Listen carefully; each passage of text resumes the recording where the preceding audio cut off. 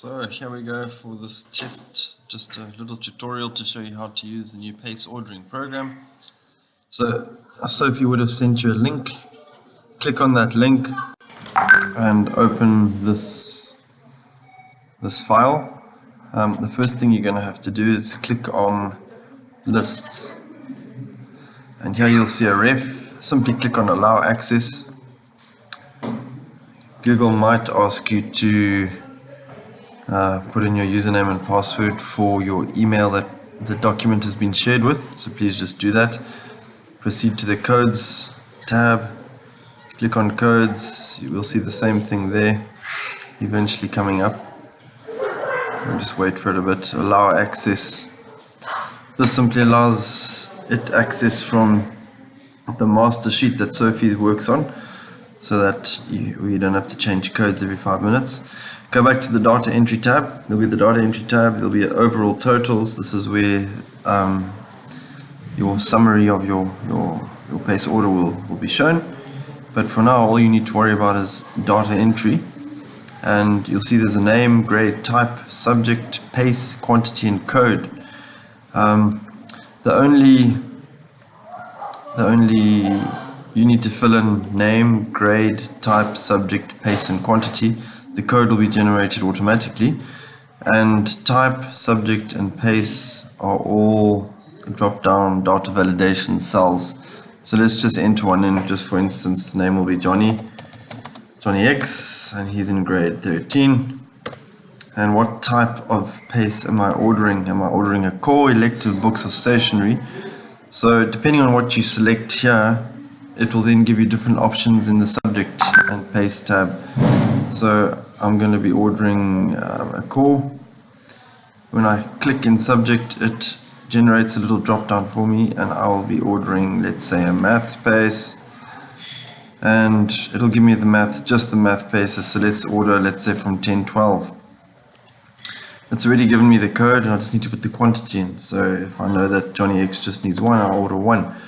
Then obviously he's going to want to go down. We can drag these so he can go up to 18 or whatever you want. Let's say he goes up to maths 20, and he'll also just have 1 of each there. So we just copy down the code, copy down Johnny X and his grade. You don't have to put that information in, but I suppose it's good to put that in so that you can audit it later.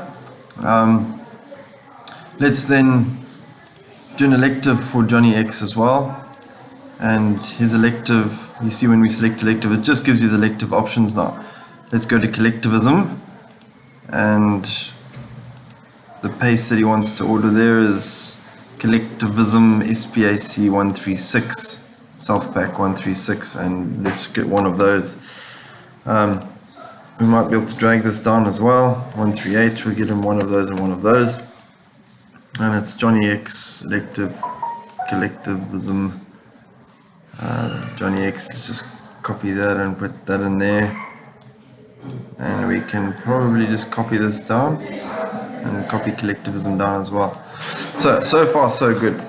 Now, if we go across to the overall totals, you'll see that there's nothing in here. It says please click here and add your learning center. So I'll put we are grade 13. Now, to actually try and get the summary, you have to click anywhere inside here. It opens up the pivot table editor. Drag this down to the bottom, you'll see filters, and it's showing 1 item. It's showing only blanks, but in fact we want to see just collectivism or just math. For instance, we'll just click on math or collectivism. You just click and an arrow will go there. You say okay. Now it's showing me just math, and it's giving me the total. Let's just make a change here. Let's just say that this is 15, 36, 4 and 2, and let's see what it does there. It automatically updates it for you. There's no more need to refresh or do anything like that. It'll do it for you automatically. Let's go back to data entry. Let's just say that you've made a mess and you don't know what's going on, and you just want to clear the whole thing. Click on clear all. The first time you run this, it's going to ask for authorization. So a script attached to the document needs your permission to run. We say continue. It'll take you to the sign in. Which account do you want to use? Well, I want to use the account that it's been shared with, and that is with Kirk at Morningstar.mu. and I just say allow it to do whatever it needs to do in my account. Now it will then either proceed to run the script or not, but as you can see, my one ran and it's cleared everything. It's cleared the validation in these cells. All it hasn't done, it's kept the code formula, which you can't delete anyway because it's protected, and you can then proceed to cell A2 and continue with your pace order again. If we go to overall totals, it's empty again, it's gone. If we click on blanks, you'll see it's just blanks that are showing, and voila. So basically you'll need to input all your information, go to your overall totals. As we used to do on Excel, select one subject at a time and print it, and then give that over to Sophie. Sophie can see this directly as well. If you're using Firefox, you won't be able to print directly, and you'll have to first download the screenshot or whatever. So I would suggest that you log into this file using Chrome so that you can print directly. Otherwise you can still do it on Firefox, but you'd have to first save them and then go and open up those saved files and print them like that, which is fine as well. So any questions, let me know. This tutorial will be on the first page. I'm going to add it in right here, and it's going to be called tutorial. Thanks guys.